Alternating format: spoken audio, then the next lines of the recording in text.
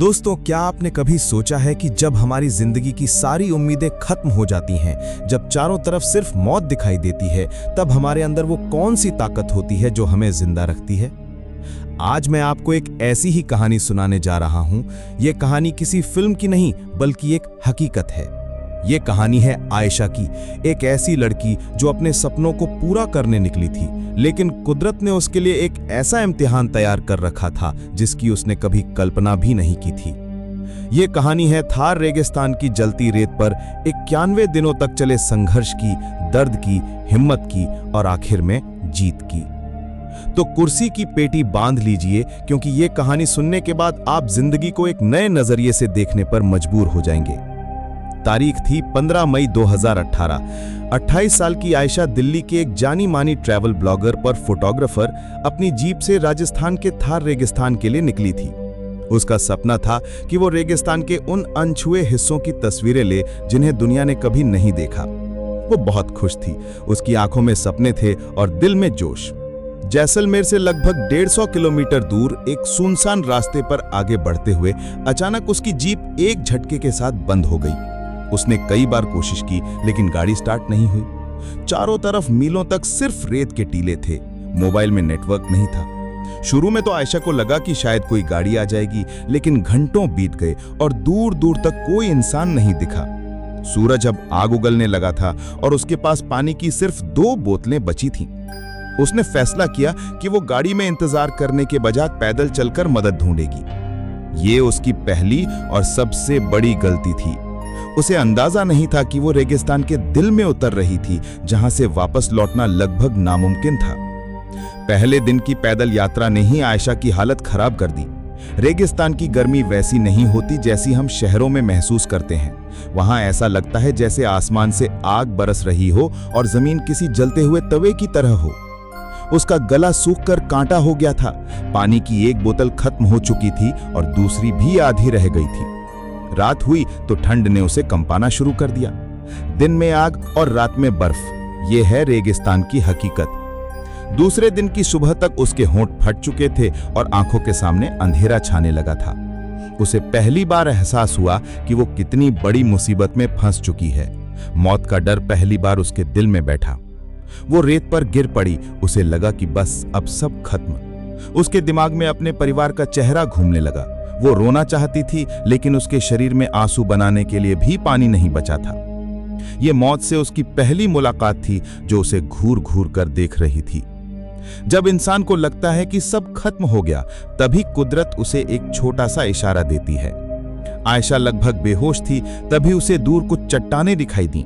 उसने अपनी बची खुची हिम्मत जुटाई और घिसटते घिसटते उस चट्टान की छांव तक पहुंची। वो छांव उस वक्त उसके लिए किसी जन्नत से कम नहीं थी। अगले दिन सुबह जब उसकी आंख खुली तो उसने देखा कि रात की नमी की वजह से कुछ जंगली झाड़ियों के पत्तों पर ओस की बूंदें जमा थीं। उसने अपनी चुनरी को उन पत्तों पर फेरा और उसे निचोड़कर कुछ बूंदें अपने सूखे होठों पर लगाईं। वो पानी की कुछ बूंदें नहीं थीं, वो जिंदगी की बूंदें थीं। उसी पल आयशा को समझ आया कि अगर जिंदा रहना है तो रोने से काम नहीं चलेगा। उसे लड़ना होगा। उसे रेगिस्तान के नियम सीखने होंगे। उसने अपने बैग से एक छोटी सी डायरी निकाली और उस पर लिखा, दिन 3, मैं अभी जिंदा हूं।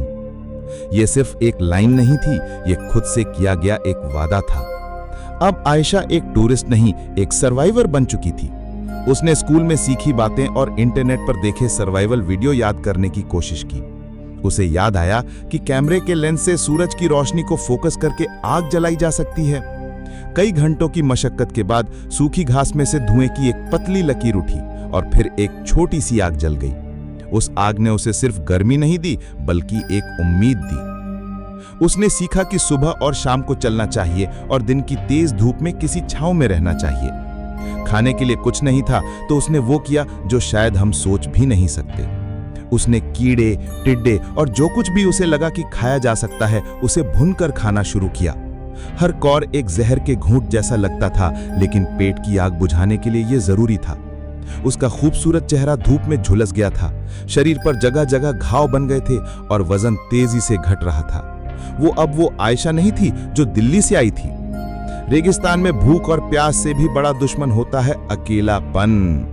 दिन बीतते जा रहे थे, हफ्ते बीतते जा रहे थे। आयशा ने किसी इंसान की आवाज नहीं सुनी थी। चारों तरफ सिर्फ एक भयानक खामोशी थी जो कानों में शोर करती थी। वो अक्सर खुद से बातें करने लगी थी, कभी अपनी माँ से तो कभी अपने पापा से। वो हवा में ही उनसे लड़ती, उनसे शिकायत करती और फिर रो पड़ती। कई बार उसे वहम होता कि कोई उसे आवाज दे रहा है, लेकिन वहां कोई नहीं होता था। यह अकेलापन इंसान को अंदर से खोखला कर देता है। एक दिन उसने अपनी डायरी में लिखा, आज 30वां दिन है। मुझे नहीं पता कि मैं पागल हो रही हूं या जिंदा रहने की कोशिश कर रही हूं। यहां की खामोशी कभी कभी गोलियों से भी ज्यादा शोर करती है। क्या कोई मुझे ढूंढ रहा होगा या सबने मान लिया होगा कि मैं मर चुकी हूं? यह सवाल उसे हर पल खाए जा रहा था। उसका शरीर तो लड़ ही रहा था, पर अब उसका दिमाग भी हार मानने लगा था। लगभग 45वें दिन जब आयशा अपनी बची खुची ताकत से एक टीले पर चढ़ी तो उसे दूर कुछ चमकता हुआ दिखाई दिया।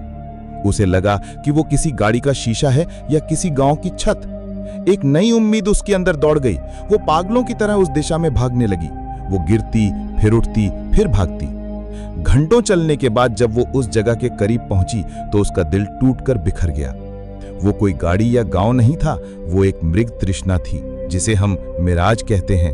रेगिस्तान का एक ऐसा धोखा जो प्यासे को और तड़पाता है। उस पल आयशा पूरी तरह से टूट गई। उसकी सारी हिम्मत जवाब दे गई। वो वहीं रेत पर गिरकर फूट फूट कर रोने लगी। उसने पहली बार भगवान से कहा, बस अब और नहीं, मुझे उठा ले, मैं थक गई हूं। ये दिन उसके 91 दिनों के संघर्ष का सबसे बुरा दिन था। उम्मीद का टूटना मौत से भी ज्यादा दर्दनाक होता है। उस टूटी हुई हालत में आयशा कई घंटों तक बेहोश पड़ी रही। बेहोशी में उसे अपनी मां का चेहरा दिखाई दिया। उसे अपनी मां की कही एक बात याद आई, बेटा, हारना तब होता है जब हम कोशिश करना छोड़ देते हैं। ये आवाज उसके कानों में गूंजने लगी। जब उसकी आंख खुली तो सूरज ढल रहा था। उसके अंदर से एक आवाज आई, मैं मर नहीं सकती, मैं हार नहीं सकती। मैंने अपनी मां से वादा किया था कि मैं एक दिन बहुत बड़ा काम करूंगी। मैं ऐसे गुमनामी में नहीं मर सकती। उस एक पल ने सब कुछ बदल दिया। उसके अंदर की टूटी हुई लड़की मर चुकी थी और एक योद्धा ने जन्म लिया था। उसने फैसला किया कि अब वो मदद का इंतजार नहीं करेगी, वो खुद अपनी मदद करेगी। वो एक दिशा में चलती रहेगी जब तक कि या तो उसे मंजिल नहीं मिल जाती या मौत। उसने अपनी डायरी में लिखा, दिन 50, आज मैं फिर से जन्मी हूं। अब ये लड़ाई सिर्फ जिंदा रहने की नहीं बल्कि जीतने की है।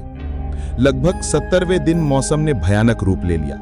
एक भयानक रेतीला तूफान आया। आसमान पीला हो गया और हवा इतनी तेज थी कि आयशा को एक चट्टान से चिपकना पड़ा ताकि वो उड़ न जाए।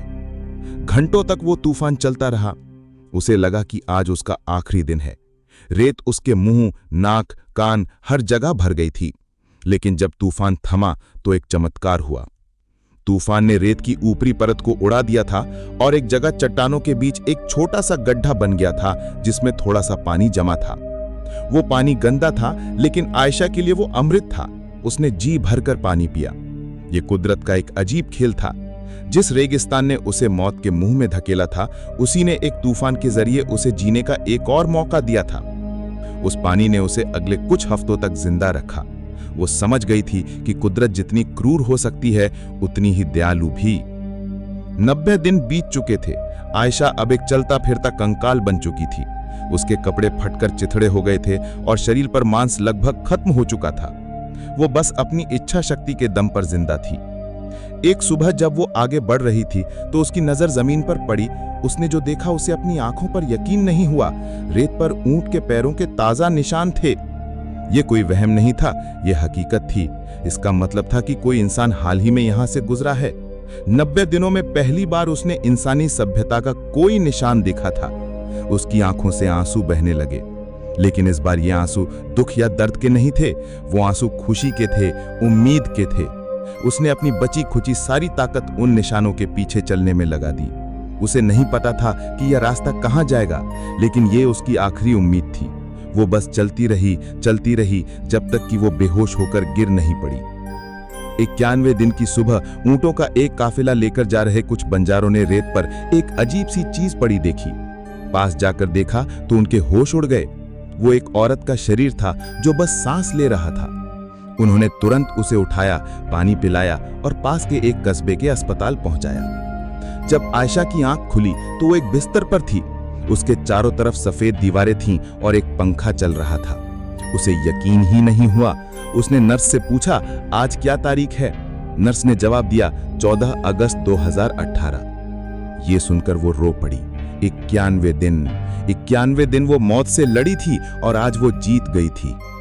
जब वो ठीक होकर अपने घर लौटी तो वो एक अलग ही इंसान थी। उसने एक इंटरव्यू में कहा था, उन 91 दिनों ने मुझे सिखाया कि हम जिन चीजों को रोज बर्बाद करते हैं उनकी असली कीमत क्या है। एक गिलास साफ पानी, एक रोटी का टुकड़ा, अपने परिवार की आवाज, ये दुनिया की सबसे कीमती चीजें हैं। मैं रेगिस्तान में कुछ तस्वीरें लेने गई थी, लेकिन रेगिस्तान ने मुझे जिंदगी की सबसे बड़ी तस्वीर दिखा दी।